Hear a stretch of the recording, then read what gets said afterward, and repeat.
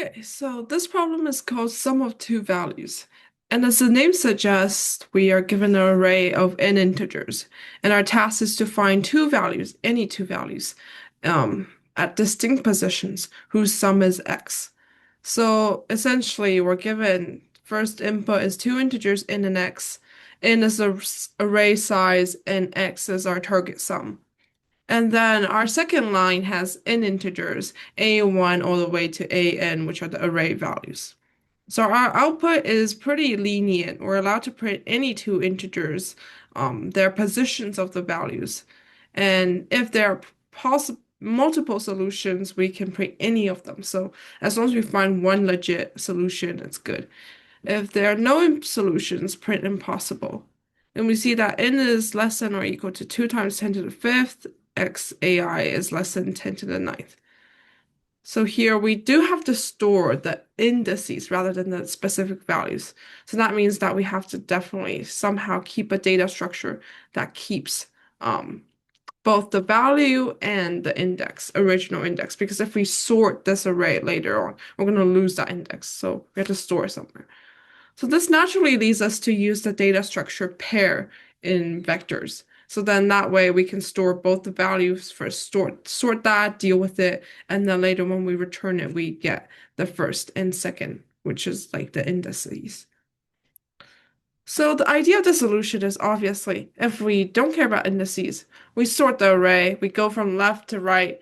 If we have a sum, we just try to see if the left and right plus it together, if it's equal to n. If it's not smaller, we're going to try to increment this left-hand side. If it's larger, we're going to put down the right-hand side. And we're going to just increment it until we find a pair. If we go until the left equals the right, then that means there's no solutions. So that's basically it, how we would take this approach. And then when we find that answer, if there is one, we just reference what the original indices are. Pretty straightforward algorithm. So we import IOStream, include vector and algorithm. Next, I forgot in this one to input iOS, sync with Studio and C and .type, but I guess it works out because it was able to pass. So I input n and x, obviously. I set up my vector to be pair so that I store the original index of where it is, and I call it r, and I initialize it with size n. Next, what I do is I have my for loop. Inside my for loop, I go from 0 to n, go through that. I get input my thing, so then that's my first value. I get the input, and my second, I just initialize whatever value it is.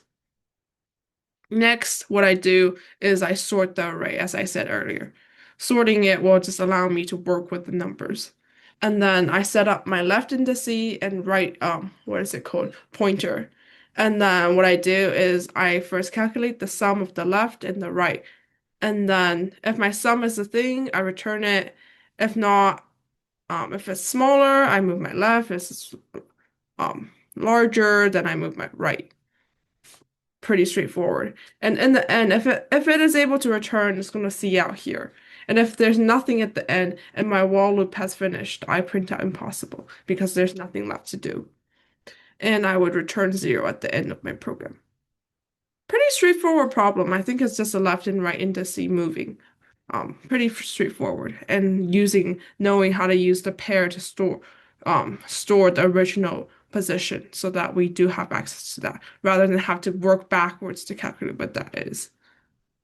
Okay, that's it for today. Thanks for being with me.